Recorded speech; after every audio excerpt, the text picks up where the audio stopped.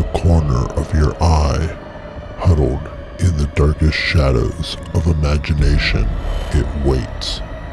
Now is the time to face the fear. Welcome to Horror Lasagna.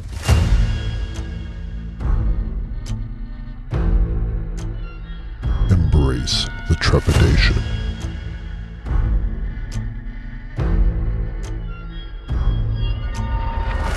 Yep.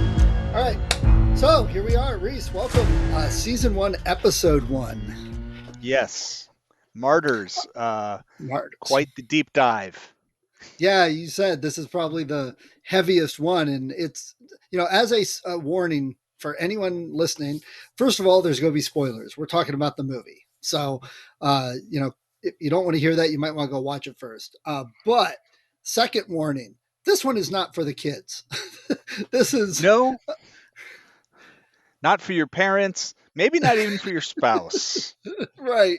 It's honestly, you may not even admit you saw this one. It's pretty gruesome, actually. Yeah. If you read my listing and my movie list, it actually says what a great movie it is and how much I loved it. And then at the end, it's like, I never want to see this again. And so you did.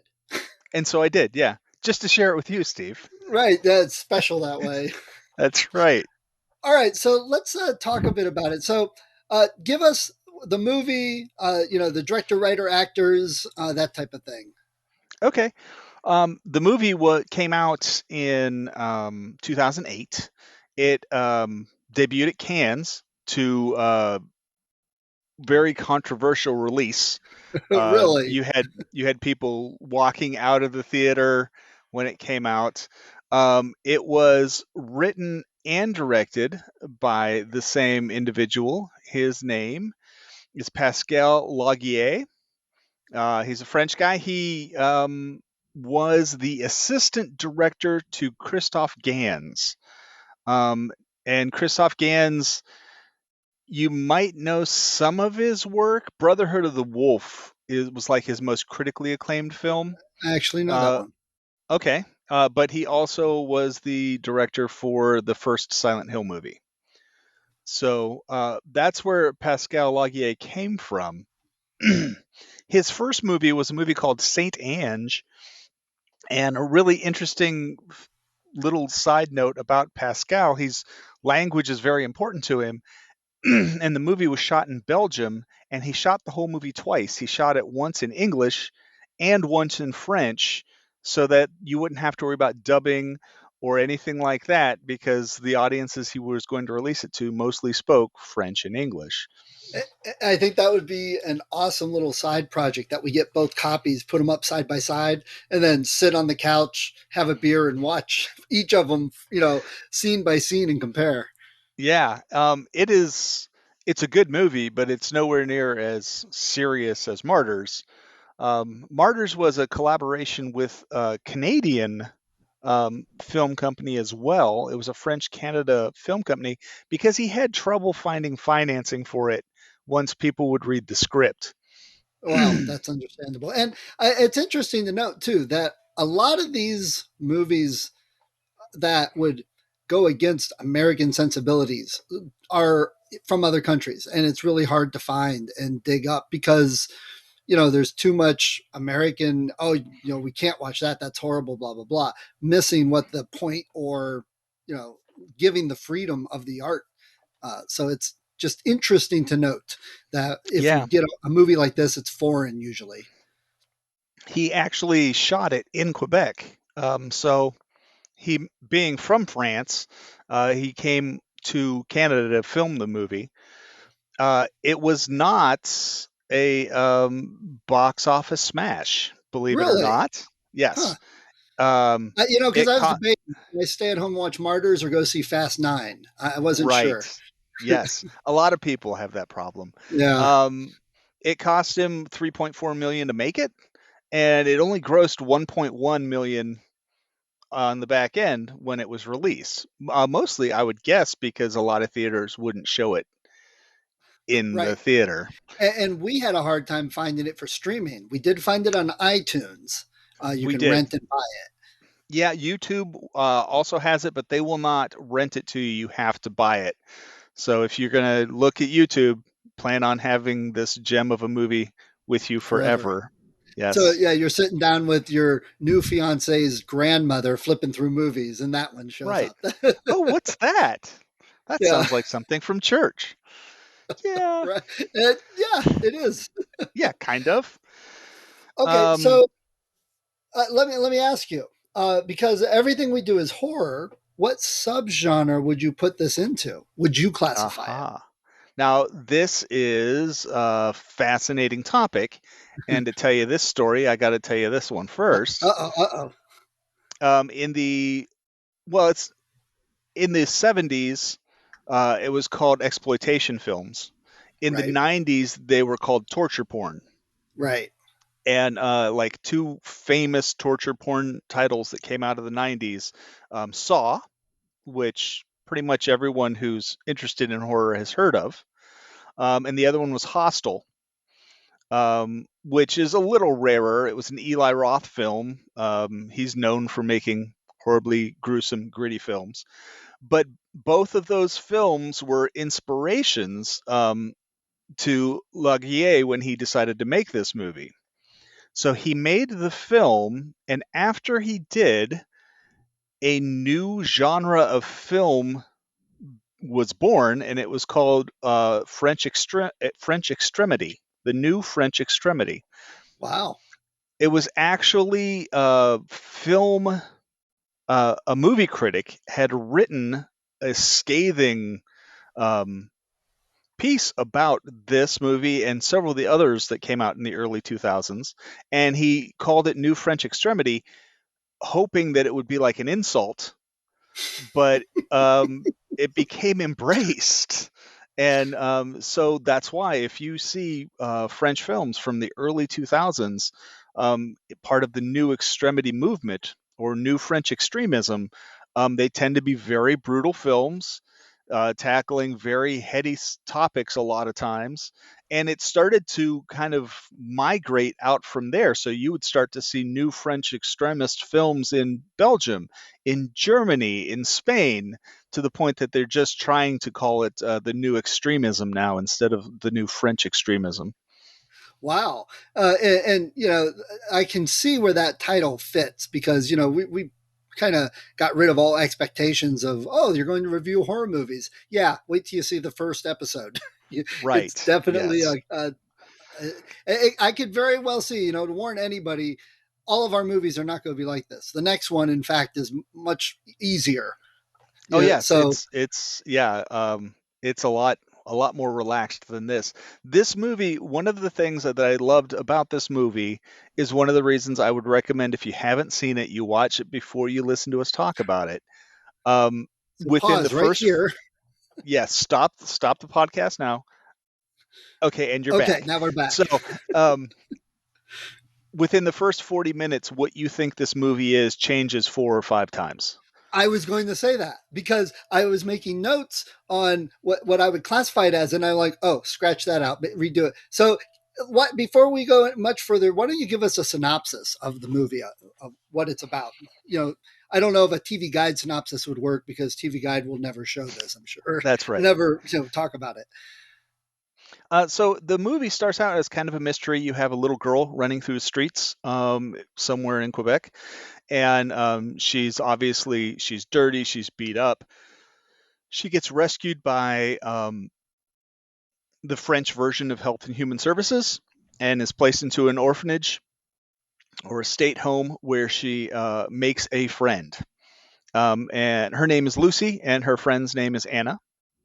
And right And there, I'll just jump in. That whole beginning sequence up to the opening credits, I thought that was one of those, here's the ending, and now we're going to lead, and it wasn't. Though right, that was my expectation. So that right there threw me off a bit. yeah, it was kind of a prequel actually. Yeah. And you get the sense like at night when Lucy's asleep, there will be sounds of something stalking her in the dark. And even sometimes it will manifest itself as like a humanoid figure that like crouches at the side of her bed and things like that. And I know the first time I saw it, I was wondering, is this an actual thing? Right. Or and that's where the genre shifting happens here, because I'm like, it's a ghost story, and then it turns out it's not. They jump 15 years in the future from that point, and it jumps seemingly bizarrely to a modern family having breakfast, just sitting down, and the sister and brother are fighting over something, and the mom's doing something, the dad's getting ready for work.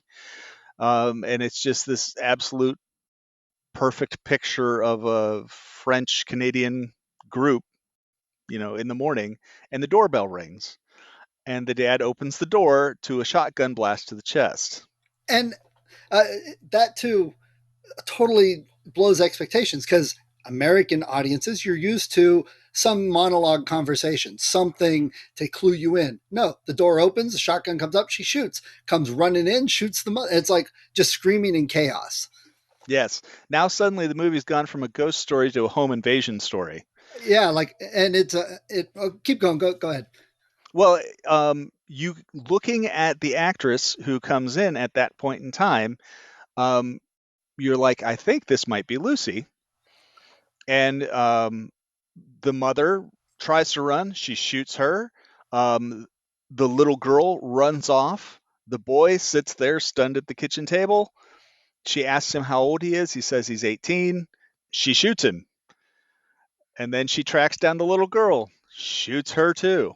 Right. And another thing you won't see often in American films.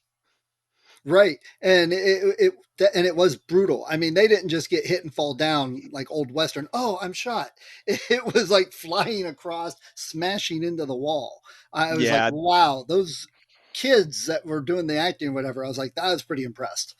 yeah. Laguier does this thing when he likes to get in close with the camera. He likes to zoom in really tight.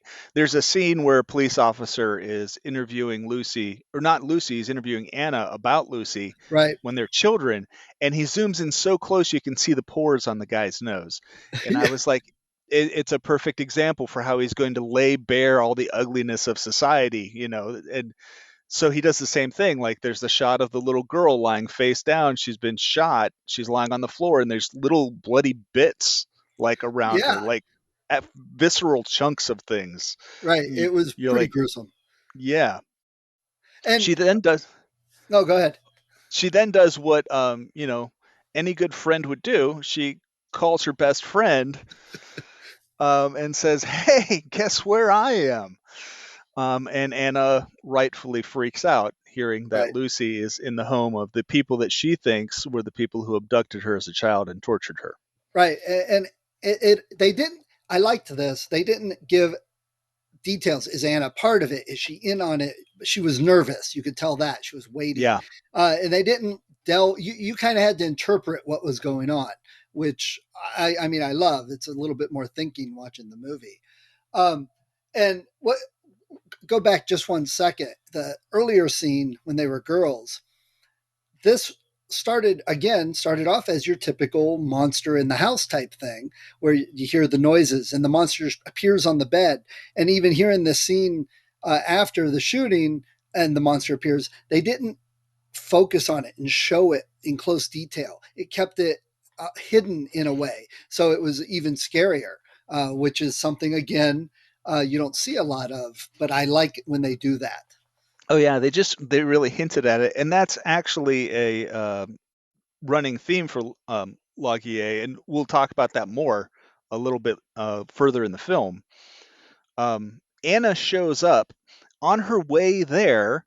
Um, this hideous creature that tormented Lucy shows up in the house with Lucy, and Lucy tries shooting it, and her first shot goes wild, and she doesn't have any more ammunition, but she, of course, brought a straight razor with her, because who doesn't? Right. Well, if you're going Um, to do a home invasion revenge plot, have sure, everything you can. absolutely, and it was a very nice straight razor with like the pearl handle and everything. They Yeah, did focus on it a couple times. they did. So she gets it out for self-defense, and this incredibly emaciated, scarred naked female figure is just in the house with her. All of a sudden, out of nowhere, and they start fighting, and the creature starts like carving into her back with the razor. She eventually manages to get herself. Was it a closet or a bathroom? She gets Yeah, like herself a locked closet, into. yeah, in the Yeah, hallway. right. And she thinks it might be safe, so she opens the door and puts her hand out, and a razor goes straight through the middle of her hand. And that is the state that Anna finds her in when she shows up at the house. And this the creature, whoever portrayed this creature, did amazing, because like the one scene in the bathroom, it wasn't just walking or crawling around, like the legs flipped over backwards onto the tub. Yes, And it was like weird. the contortionism that actress took to do those movements really plays into Laguierre's whole thing, where it's not even almost recognizable as a human anymore. Right. And it was perfect. And I loved it because the effects, I don't know if there were any computer graphic effects in the whole thing. Everything was physical and real. And I think it made it even better because they pushed it as far as they could. Yeah, yeah. And um, one of the notes that he mentions in an interview about what made this movie so difficult to make, besides the lack of funding that he could come across, was that the actresses had to cry so much. They had to cry through the whole movie, and that's actually very physically taxing on I bet. on a person. Yeah. So Anna shows up and she's appalled at what she finds, with the bodies lying all over the place, regardless of their age or gender for that matter. And she finds Lucy in the closet and pulls her out, and immediately pulls out a first aid kit that she has and starts to clean up Instead of the. a straight razor. Yes, right. Yes, you have the one with the razor and the one with the first aid kit. Right. And then Anna starts to clean and stitch Lucy's wounds on her back. And she was very matter of fact about it. And she didn't question. She didn't, are you sure? It was just, this is what I got to do. This is what happened, which I thought was interesting at this Yes, point. yes. And it plays into the whole theme of the season with a friend. She didn't come in, she didn't berate her, she didn't question her. Now, as time goes on, you find that she did kind of doubt what Yes. Lucy had done. She wondered if Lucy was just insane, which she obviously is. But Um, for good reason. yes, exactly. So she starts to clean things up. She gets Lucy calmed down, and then she starts dragging bodies out into the woods to bury them in a hole. Yeah, just taking care of business. Just your everyday actions you do for your friends. You And know. up to this point in the movie, I'm thinking, okay, this movie reminds me a bit of like Natural Born Killers. It kind of had that Yeah, same type of feel going on to it. And then I'm like, okay, well now it's Texas Chainsaw Massacre. right. There is one really telling moment there for me. Anna is calming Lucy down, and she's like caressing her, and she kisses her Yeah, like a passionate kiss. Um, Anna is obviously in love with Lucy, and Lucy has no idea what that is. And she kind of recoils, and she's like, "What are you doing?" And Anna just blows it off. And I think, thinking about what happens later in the movie, it makes that scene just a little sadder, because it really seems like these two are the only ones each other has. yeah. And that Um, comes up again in a moment when she makes the phone call too. yeah, yeah, yeah. So she takes all these bodies. She's dumping them out. Lucy's sleeping upstairs, and she goes into the washroom where she had piled the bodies, and the mother is not dead. Just to make things a She's little more worse. Yes, she's just kind of lying there moaning. And this is where you realize that Anna's not 110% behind Lucy on this, because she's going to try and get the mother out, try and save her. Um, And Of right course, it now, doesn't. at this point, we don't know everything that happened to Lucy. They hinted at it with the little movie at the beginning and the cops, her running, obviously, half undressed and bloody eye and crap. But they've never gone into the details. So you're thinking, okay, she was chained up or abused or something. But that's about all we got at this point. And you mentioned Lucy sleeping. This girl doesn't just sleep; she has like horrendous dreaming nightmares, and she thinks she's awake, and so she can never escape the reality of what she went through either. Yeah, it's with her forever. Um, and I think, especially the whole morning scene with the family getting up, it really causes the viewer to question whether Lucy was right, because you keep Yes, thinking, well, these kids who live in this house are not abused. There's no sign of abuse there. They're like highly functioning, highly motivated children. They've been supported by two loving parents. So you're talking just about like, college and other stuff. yeah, you really get the feeling that, Lucy just picked the wrong house to, blow up. Or she's just crazy. Or she's just crazy, which, again, She she is. is. But Right. um, so in the long run, uh, Lucy finds out that the mother's still alive. And Anna is trying to stop Lucy from finishing the deed, but she can't because Lucy basically just overpowers her in her rage, grabs a hammer, and bludgeons the mother to death in the hallway. And not just one or two good hits. It's like No. 12. Yeah, she does a really good job of it. Um, and at this point, uh, Lucy is attacked in the hallway by the ghostly figure that has been haunting her. And what we find is through a series of flashbacks, as Lucy was escaping from the place that she was being held in, she looks in another room and finds an emaciated woman covered with scars, but Lucy's just a little girl and she's trying to escape, and so she leaves her behind. So this is the first we see that it was way worse than we may have thought.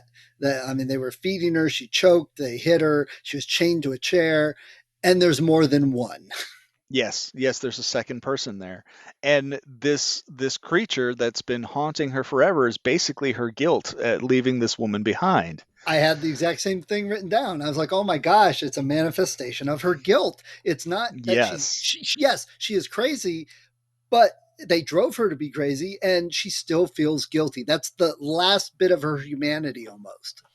Right. And it attacks her in the hallway.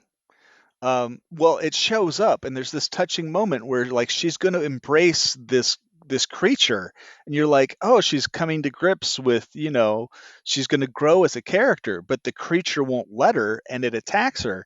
And this is the first point in time where you are 100% guaranteed that the creature's entirely in Lucy's mind, because you see Anna sitting there, and Anna sees none of it. Right. She just sees Lucy start to self harm herself. Yeah. She starts beating her head against the wall. And from Lucy's perspective, it's the entity itself. It's grabbed her by the hair and it's smashing her head against the wall. From Anna's perspective, Lucy is just beating her head against the wall until it starts to get bloody. Good. Yeah, all looks good now. Okay. So we'll edit. We got a little interruption there. So you were talking about, so finally from Anna's perspective, we see that there's nothing there. Yeah. And right about this time, the thing has been beat up several times. Um, Anna is trying to get control of Lucy. Lucy ends up with the razor again. And she realizes at this point in time that this is something that's going to haunt her forever. Her vengeance did nothing to help get rid of the beast. She actually yells at the thing that she's killed them. Why is it still bothering her? Um, but at this point in time, she realizes she has no hope. This is going to be with her forever. So she slices her own throat with the straight razor and dies. Yeah. And I'm like, well, wait a second. This was like our main character gone. I'm like, is the movie almost over? No, it's only halfway. That is the beauty of good horror, is that you Yeah, never know what's going to happen. it definitely was a twist I did not expect. Yeah, absolutely. Because it's a friend movie. It's a buddy movie. You've got your friends, but one of your friends dies 45 minutes into the movie. You've still got 45 minutes to go. What are you going to do there? And so that's what I found myself wondering. Maybe Anna was now going to be haunted by the creature that was haunting Lucy. I was trying to shoehorn this into something that I would recognize as an American modern horror fan. Right. It wasn't having it. So, And wait, real quick there, speaking of, one of the things that happens in a lot of horror movies, and a lot of people like this, they become the big blockbuster ones. It's the jump scares where you're like, Freddy jumps out from behind the wall, and the big knife comes at you when you weren't expecting it. You do have this in here when the creature jumps on the bed at the beginning. When Lucy just shoots with the gun, it's like, whoa, wait a second. So they are jump scares in a different way, but it is so not what makes the movie so horrific at all. It's tame, in fact. right. It's the attention to detail that Laguier puts. I mean, he does not. There's a lot of times where you're watching a horror movie where they'll just cut away and you'll hear screams, and they allow the viewer to fill the image in themselves. Laguier does not do that in this movie. He embraces it fully and force feeds it to you like you're strapped to a chair and you don't want to have anymore. Right. So Anna then spends the rest of the night in the house, which struck me as a little strange, but I guess it's been kind of an exhausting day for her. So, Right. And I do get the feeling that they're kind of wanderers anyway. yeah. And that's not uncommon. You have these state homes and kids fall through the cracks, and especially kids who are as disturbed as like Lucy was. Right. She was never going to find a stable household to grow up in. Right. Um, Anna then calls her mother, which I thought was a really interesting call, because she was in a state home to start with, which means her mother must have voluntarily put her there, or she was taken from her, by the state. Um, and the fact that Anna has tracked her down and like communicates with her apparently on a regular basis, because Anna's mom says something about, "Are you with Lucy? That girl's always getting you into trouble." So like she knows of Right. the relationship between the two of them. Well, see, I took it that they were now past that stage. They were on their own because they must have been about 20, because the movie started, they were what, 7 or something, and now it's 15 years later. Right. So they left the state home, stayed together. But like Anna lost all contact. So Lucy became her family, as crazy as it was. Yeah, and I agree. Uh, That's why the call to the mom was interesting. It was kind of poignant too, just because she was reaching out like one last time for some sense of normalcy. Like you call And your I, mom. right, AT&T encourages that. Yeah, I got the feeling that Anna was like a runaway and was realizing, hey, you know what? Life wasn't so bad at home. My mother wasn't as bad as I thought at the time. I see differently now. It could have been yeah, worse. yeah. That's a really good point. Um, Now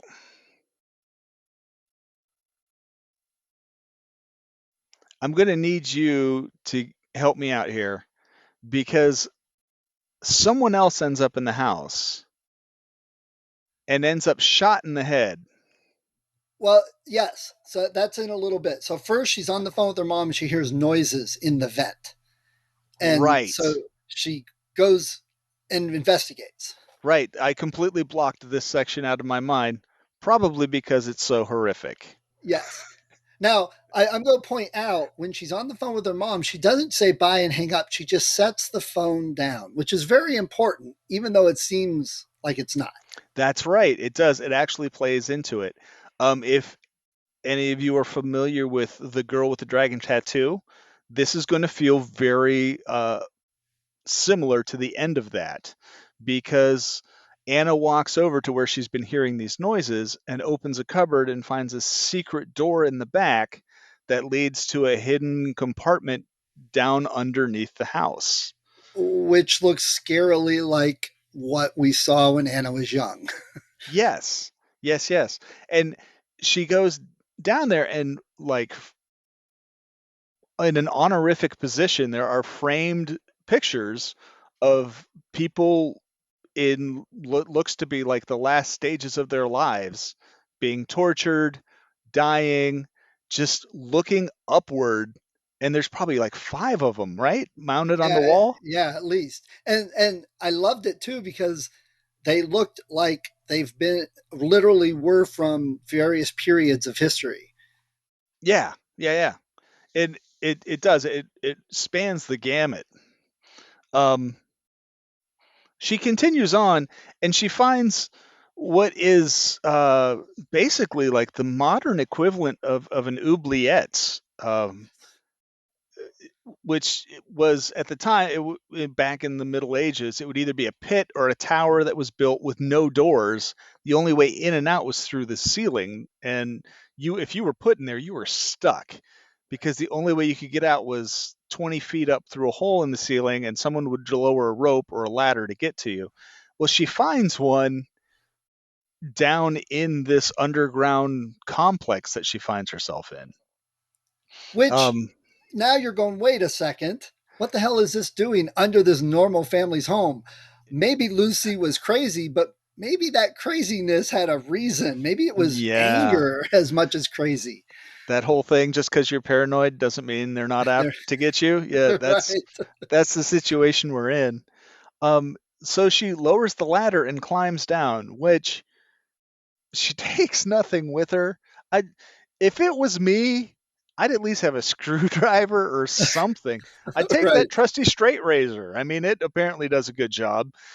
But she climbs down, and much to all of our horror, she finds a naked woman chained to the wall down there, who has a large metal plate that covers her eyes and her nose that is somehow fastened to her head so she can't see.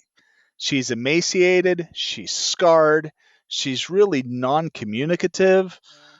Um, she's she's a mess. Yeah. And Anna's trying to help her. She's trying to make contact with her, and as soon as the woman knows that she's there and she doesn't seem to be a threat, the woman like embraces her, like thrilled to have human contact again. Right. So it's like, oh my God, how long has this woman been here? Yeah.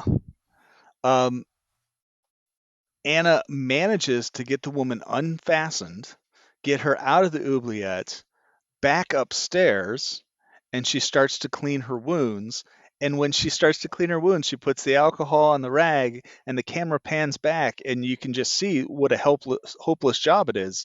The woman is nothing but scars and seeping Yeah. wounds all over her body. And it's one of those that you can't look away, but it's like, why am I watching this? It really is Yeah. just it. And again, he didn't go through this scene quickly. Oh He no. made sure you got the feel of it. It was, the total weight of what was going on. Yeah, and to the point it's not even skin anymore. It's just damaged leather. It was appalling. And then it gets worse, uh, because Anna decides she can't just clean these one at a time, so she fills a tub with water, and after some thrashing, convinces the woman to get in the bathtub with water. We then find out how the metal plate is fastened to her head. It's not like it's bolted or anything like that. There are actual metal staples going through her skull across the top of her head with a metal band that's holding the plate onto her face. Yeah, and there could have been a million ways to do this, but it Yeah. kept it simple enough that it was even more horrific that way. You know, it Yeah. could have been some weird elaborate thing, and it wasn't. It was just that, and you cringe watching it. And it's not like, okay, I know it's going to happen, cut to a new scene. No, every staple coming out slowly, and it was Yes. definitely. I would classify this horrific more than horror at this point. Yeah. Anna goes through and removes the staples and takes the thing off, and there's just a goo of like jelly and nastiness where because if you wear anything for a very long period of time, much less something that doesn't move and shift like metal, your Stapled to body, your head. yeah, your body will fit to it somehow. The woman is in horrible condition. She gets her out of the tub, right? Yeah, yeah. Or they're down Yes, near the kitchen yeah. because the woman then grabs a knife and starts slicing into her own arm. Right, right. She is shaving off pieces of her own skin. And once you hear the explanation of it, this is, to me, reminiscent of Hellraiser 2. Yeah, There's the guy in the insane asylum who's convinced that there's bugs all over him, and the guy gives him a razor and he just starts hacking on his arm, if you remember that scene. right, So this woman's trying to cut her arm. Anna's trying to get the knife away from her. The woman knocks her down. It looks like Anna's in trouble, and suddenly the woman's head explodes because someone has shot her from behind. right. And the first part of that, you realize, okay, this is basically what Lucy went through, and this woman is now free, and she pretty much goes crazy, kind of like Lucy did. So Yep. that's why we've said a couple times there's a reason for Lucy being crazy. It's a kind of, whatever they've done has just, there's nothing left. They're, and this will come up here in a minute, but there's that point. They hit this point where they're crazy, but that's not the what is their. That's not the whole reason for this. Is not to drive people crazy. Right. So go ahead. Yeah, and it all gets explained to you here in like the next 2 minutes, Right, because there's a whole paramilitary squad there who comes in. They're all dressed in all black. They're armed. Um, they grab Anna, and she makes the assumption, as I would in her position. Now, as a viewer of a horror movie, I did not, but she makes the assumption that they're like the authorities. right, They're like the police. It's a SWAT team or something. Somebody has come along. right. Turns out they came along because she left the phone off the hook while she Yes, was talking to her mom. She just set the phone down. And I would assume in any kind of organization like this, there's like some sort of call-in procedure to make sure everything's fine. right, That's a safe bet. And the family did not call in, and so these guys were sent out. And they take her down to the not to the oubliette section, just down to the outer spot with the nice pictures. They handcuff her to a chair, and they set up a table too, right? There's like a little card yeah, table, yeah. and this old lady comes in, and I don't know about you, but like the first time I saw this, I'm like, who the hell is this now? I know. What is So going on? we've now hit the second twist of the movie. It's not just one; it's two. But you see how everything was leading up to this is the story. Yeah. And the woman, it's funny, in the cast, she's only listed as Mademoiselle, Yeah. which is the French equivalent of Mrs. She's an older lady. She sits down and she lays the whole thing out for you. And this is where the themes from Hostel come into play, because Hostel's a movie about incredibly wealthy people who pay to torture people, and that's the whole movie in a nutshell.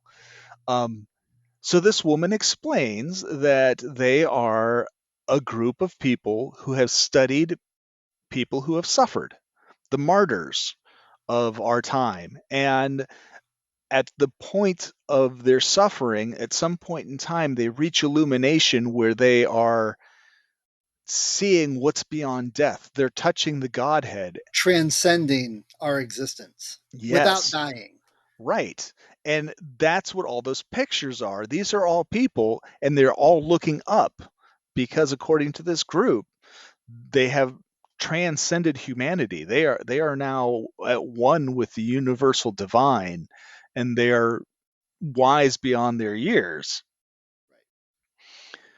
And this organization, which, surprise, surprise, is full of the world's most wealthy people, um, have decided that they're going to make this happen in an effort to gain the secrets of the outside world by kidnapping people and turning them into martyrs. Torturing them to the point where they transcend.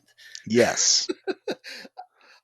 Okay, right here, I literally had to pause the movie because I was trying to catch up. Seriously, it was a revenge horror movie. It was, just several other things throughout the time, and now we get this, and I'm like, what? Let me try and understand this because that was such a deep thing to think about. From their perspective, they're doing good. I mean, Yes. they're sacrificing a few individuals to gain the uber knowledge Yes. that is beyond our ken, the God's knowledge. And you can, I mean, in a very warped way, you're like, well, I understand their I perspective. know. And it's like That's the worst. crazy. And you hate yourself for it Yes. because you're Yeah. like, I get it. Oh my gosh. Right. How horrible am I? Um, And which I think is probably what the director wanted to bring out, I sure, and he did sure. good He on that. did. Amazing. They explain that through suffering, they tried it with children. They find that it works best with young women. You torture them for a while. Eventually, they go mad. They start to see things. They start to see ghosts. And then comes the point of transfiguration where they're transformed beyond just humanity. And then the woman just kind of basically, I mean, she doesn't say it, but she kind of gets up from her chair and she's like, well, sucks to be you now. And then Yeah, she leaves. And you're like, uh-oh. right. And it's at this point that Anna gets put in the oubliette. And if this was an American film, that could have been the end of it. Exactly. Yep. But no, But you're Lucky. right. Thinking about it now, you're right because the rest of this feels so French. Feels like every French movie I've ever seen from Oh, here to yeah. the end. Yeah, yeah. Absolutely, 110%. You will find that French horror movies, they don't shy away from nudity. They don't shy away. I mean, they will show you everything. They're not afraid to do any of that. And there's always this. It's hard to put your finger on it, but there's always this kind of running undercurrent of like, yeah, I hate to sound stereotypical, but like sexiness that runs Yeah. through all their It, stuff, no matter what horrible things are happening on screen. it's kind of like the Renaissance never ended. Yeah, yeah, it's really strange. Um, so it's at this point in time when you start, especially if you've watched a lot of horror movies, you look and there's pacing to horror movies, and when you get to the final 20 minutes, that's when stuff really kicks in. And it'll kick in for a good 15 minutes or so, and then the last 5 minutes is like the resolution, the denouement.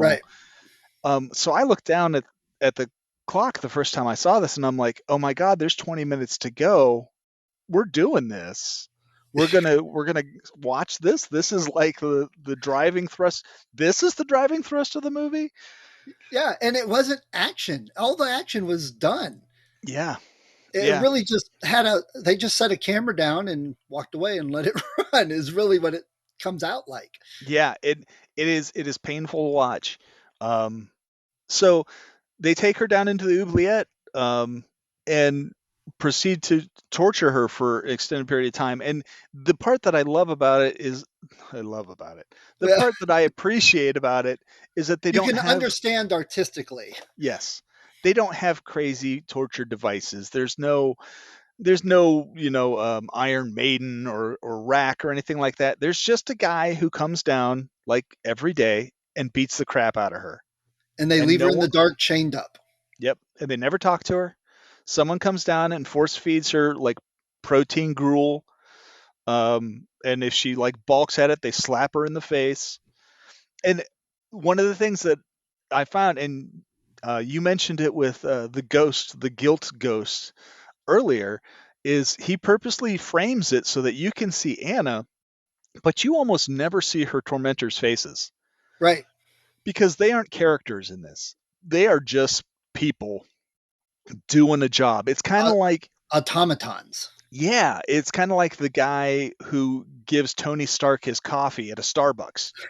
They never focus on that guy's face. You just see the uniform. The guy hands him the coffee. He goes off. That's the exact same thing that Laguier does with the tormentors here. He just doesn't focus on them at all for the next 15 minutes. Right. And the other thing that I found was really fascinating about this section, and it is, I don't know about you, but it was a painful section to watch, and I just kept checking the time, going, "Oh my gosh, how much longer are they going to do this?" But one of the things that happens is she starts to hear voices, and the voice she hears is Lucy, and it really tied into me because Mademoiselle earlier says that they torture them, then they start to see things, monsters even, and I'm like, here it is. Lucy is Anna's monster. Right. And also, that's the point where Lucy escaped. So she never left this stage of the whole development, the whole torture. She was Right. at that point, and that's was the rest of her life. Yep. One of the things they do to Anna while she's down there is they cut all her hair off, and that is, just traditionally, societally, that is a way of stripping away someone's personality. She is no longer Anna. She is just this victim down here this is going to happen to her for who knows how long. Right. Um, this continues for a while until one day the feeding lady comes down and goes to feed her, and she's just kind of sitting there, and the woman who feeds her actually seems sympathetic for a section. She like touches her face for a minute, and then she goes upstairs.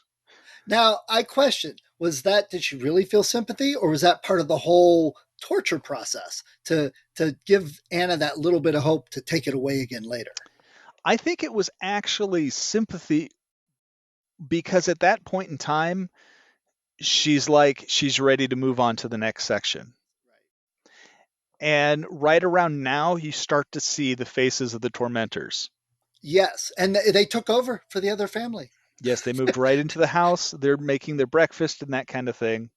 The dad, the guy who's been brutally beating her this whole time, goes downstairs, um, lifts her up off the floor and takes her into this room and puts her on this bizarre circular thing. And when I saw it, I'm like, what the hell is that? It's like one of those gyroscope chairs. Yeah. She's like strapped in. He then proceeds to flay her alive, just peeling all of the skin off of her body, which would Yeah. be ridiculously painful.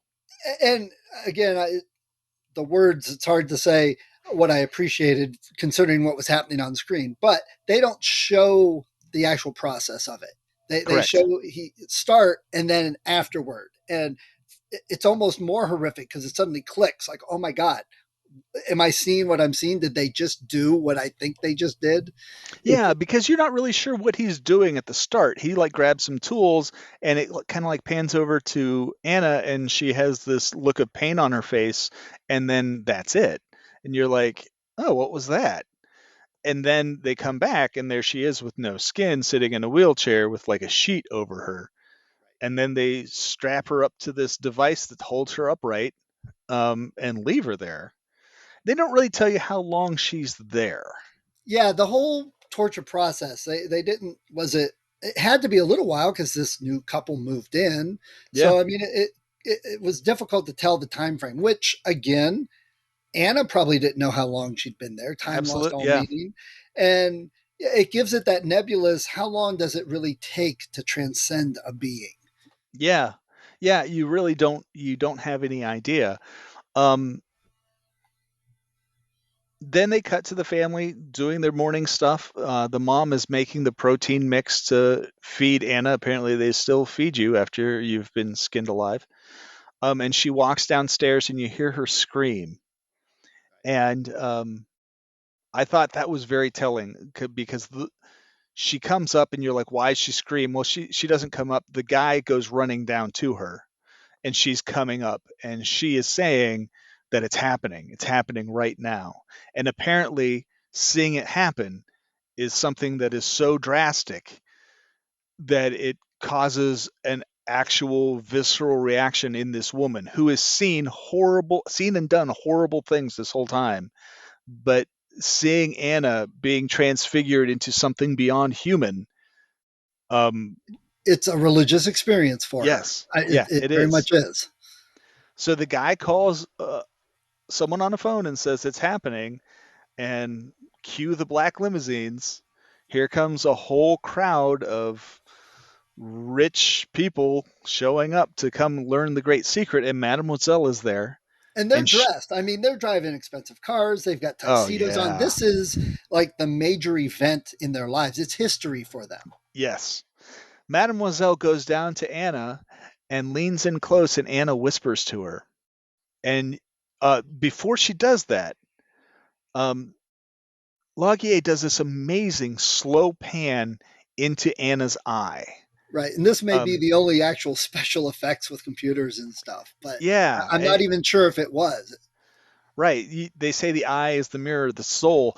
He zooms in so tight on the pupil so that all you can see is the reflection of the light, and then like beyond, he zooms in Yeah. past that, and there's darkness, and there's this light, and this strange kind of ethereal sounds and swirling things, and you're like, she has left humanity behind. Then they zoom back out, and you see what she is. She's like in this gel container, and it's really gross because she has no skin. Yeah. So Mademoiselle goes down and leans in closely, and Anna whispers something to her, and she goes upstairs, and she's getting ready to address all of these wealthy people. And this guy is telling them, "It has happened. Here's what happened. She transcended. She's been speaking. She stopped speaking, at some It's time." everything we've hoped for, everything we've waited for, which hinted it could have been generations. Yeah, yeah, yeah. So he goes up to talk to Mademoiselle, and she's in the bathroom getting ready. So he's talking to her through the door, and she's taking off her fake lashes. She's taking off her weave. I mean, she's deconstructing herself here Yeah. in the bathroom. And they're just talking back and forth. And he asks, "Did you hear?" And she's like, "Yes." And just as he turns to leave, she calls him back. And she asks him if he knew.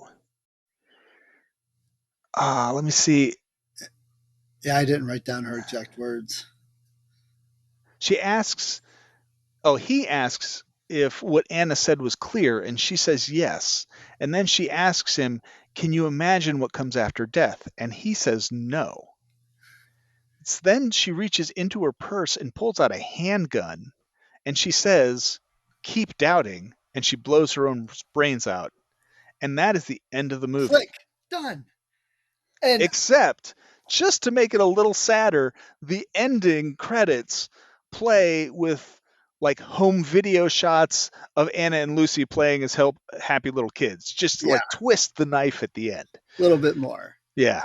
So, first of all, when she was taking off her eyelashes, and I'm like, okay, she's losing her humanity. She heard what lies beyond, and she's no longer really human. That's a really good point. And she couldn't handle it, really. So, do you think she killed herself because she couldn't handle the truth, or she knew it would be the end of their religion, and you can't have religion without belief? And now they have no belief because they know. So I've thought about this a couple times. I thought maybe that's it. Maybe it's the end of their empire, and she gets it. Maybe Anna told her that there's this amazing thing, but you're not going to get there. Um, or maybe Anna said, "There's nothing there at all. You've been wasting your time this whole time." Right. It, But she talked to her for like an hour and a half, yeah, the guy yeah, said. yeah. Um, and I don't know. The movie is so powerful and enigmatic and so horrible all at the same time. It's just strange, and it almost makes me nervous to speak about it. Yes, I was thinking the same thing. I mean, you got to see it, but I could very well see someone saying, "How could you watch that?" Or taking a clip of anything we've said and twisting it based on, I could see that definitely being, a thing. But Yeah, unfortunately, if you, and I think the French get this more than Americans, it's art. It's supposed to evoke some sort of response. You're supposed to think about it, and and discussing it helps you come to grips with what you've seen. it's Laguier does this amazing thing. I saw a movie last night. Um, I can't even. Oh, Empty Room is what it was called. It's not great. I wouldn't, recommend that you rush out and watch it. But it's a ghost story, a haunted house story, basically. But they're using the movie as a vehicle to speak about how hard it is for parents dealing with autistic kids. But they do it in such a heavy, ham-handed manner, it kind of ruins the movie. And so Laguier was interviewed about this movie, and he's like, unlike Hostel, it's not a movie that studies torture, it's a movie that studies pain. And in this case, they take all the shocking stuff and they manage to have a conversation with it, but he does it in such a masterful way that the horrible things you see actually help with the conversation. Right. If you can get past what you've seen, you can have a pretty in-depth conversation about it. And what he shows you on screen is not, I mean, it's over the top, but not so much so that you can't stop and think, wow, maybe what they're doing is a good thing. Exactly. It's the focus isn't this is a movie about torture and that's the horror. That's really not it. It's There's not. multiple levels. Here we have this religion that has gotten what they believe. They've seen the face of God. You know, and obviously there's something horrible about that in some way because she kills herself. Yeah, So yeah. I mean, you could probably point to so many different little themes of horror throughout this whole thing. Yeah, it's a horror lasagna. It's got all kinds of layers. Horror lasagna. Well, I think we need that as a T-shirt. Horror Yeah, lasagna. yeah. Our first merch, we'll make a t-shirt that says horror lasagna on it. Come listen to all the horror lasagna. That's right. No, it's a very, very powerful film. He's got so many different themes between the horrible things that happen to individuals sometimes for the sake of religion, to the fact that the poor and impoverished are simply tools for the wealthy to use. There's so many societal things that he puts in there, and they're not in there accidentally. Right, right. The movie was built with this in mind. Well, like our friend Bob, he always loves the imagery and Yes, symbolism, and you could probably pull out every scene pieces of that in here a lot. And the French, that's another big French thing too. it It's was almost a really. trope.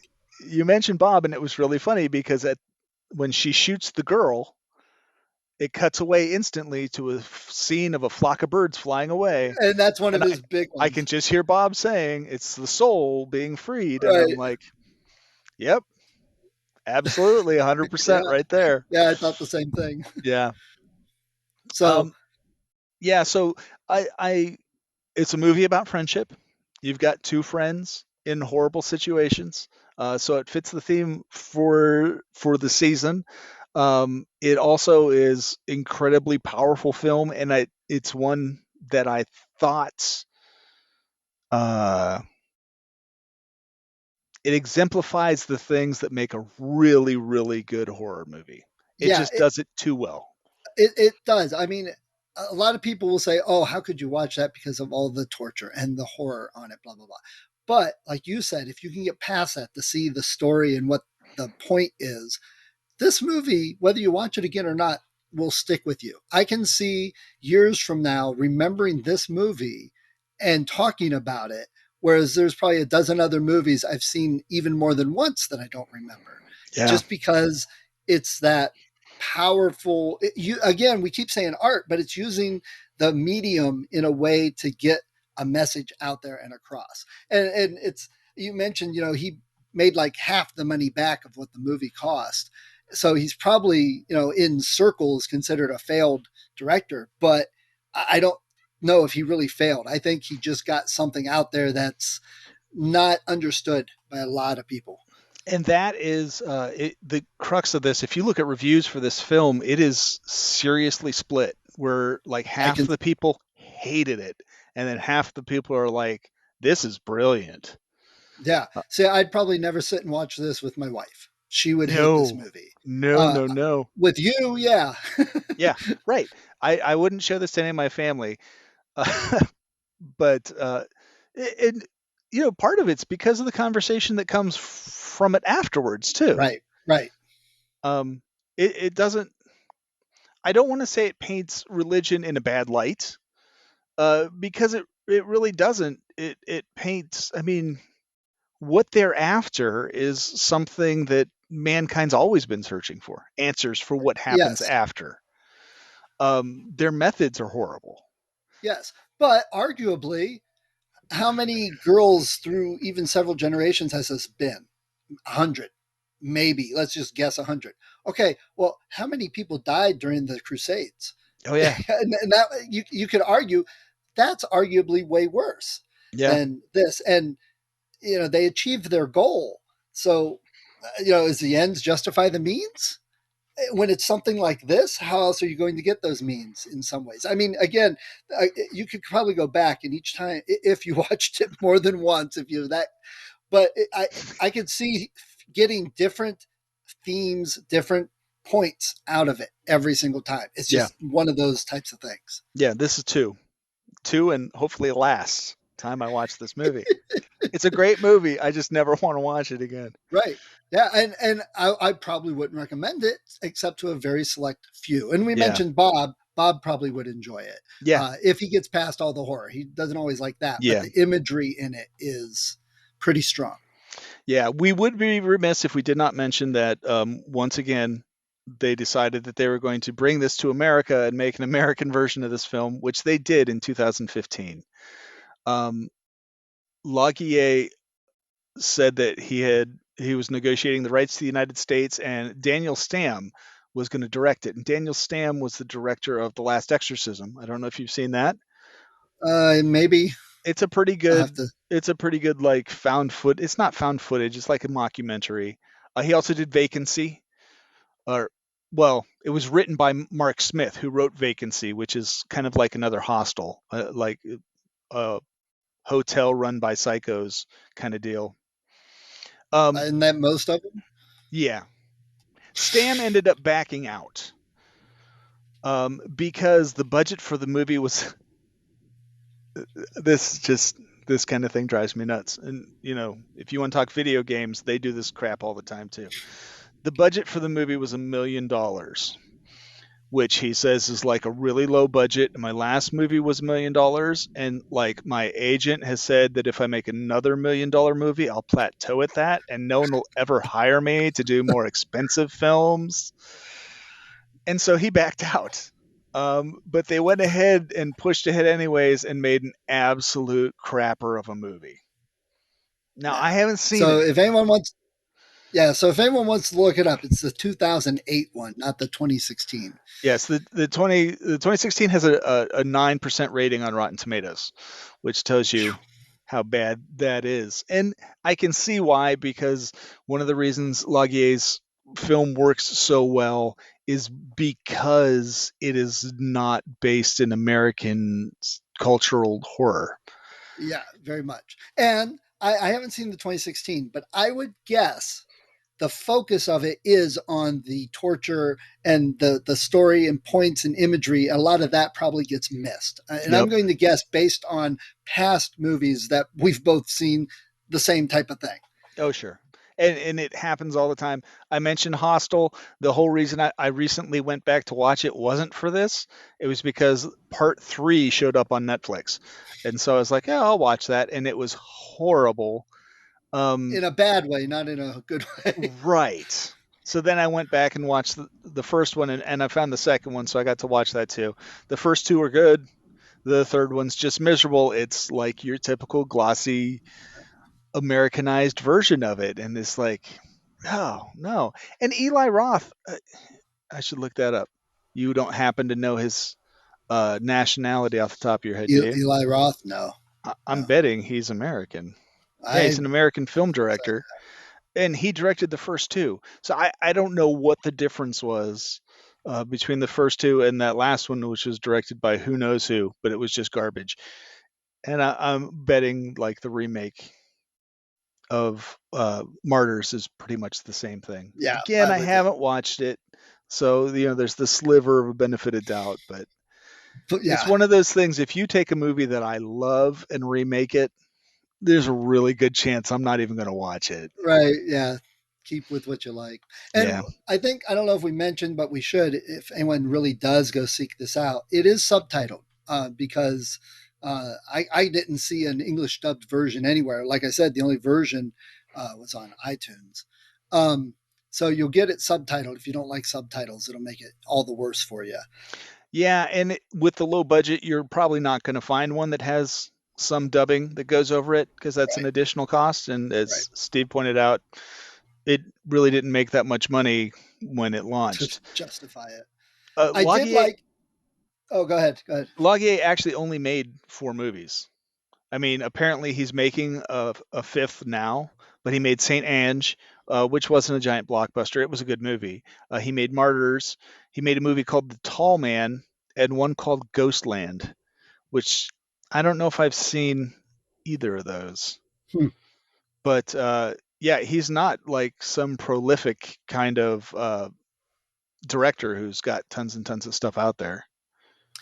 I was going to make a comment. I liked the music. It was done by Seppuku Paradigm, which I Oh, thought was extremely. I have no idea who that is. I just love the name for a movie like this. it's really funny because music is such a big deal. What movie are we doing next? What a movie that music is an even bigger deal. The Battery. That's right. When I saw that movie, I liked the music so much I found out who did it and I went out and bought the album. I was wanting to look that up too. Yep. So there's our preview for the next episode. We're doing The Battery. Yes, yes. Another small budget film, but very what they do with their money is amazing. How well they Yeah, manage to put but together. as much horror and grossness as in this one, you don't get it as much in that one. There's very little. No, there is very little. So you've watched it? I did watch it. Yeah. It's much more almost on the edge of a horror comedy. Yeah, and it was good. I enjoyed it. So we'll talk about that for the next episode for anyone Yep. that if you didn't if Martyrs is not your cup of tea, that's fine. We've got something completely different for you next time. A very almost like you said comedic fun zombie movie. Well, not fun, but it is enjoyable. And Martyrs is usually well liked among hardcore horror enthusiasts. So if it's not your cup of tea, you can just listen to this podcast and And be done you'll with be it. able to talk like you saw it. And We're you'll be like able the to Cliff Note version. Yeah, that's right. That's right. All right. Well, hey, that was a really good discussion. I appreciate the movie for all the horrible dreams it's probably going to give me. Yeah, enjoy. Because Thank you. there's probably about 5 of them on that list that are like that say, love this movie, don't want to watch it again. Right, So, right. And we mix it up that way. That's yeah, part of the goal. So, absolutely. all right, man. Appreciate it. Hey, Good not a talk. problem. Yeah, I enjoyed it. And we'll see you when we do The Battery. The Battery.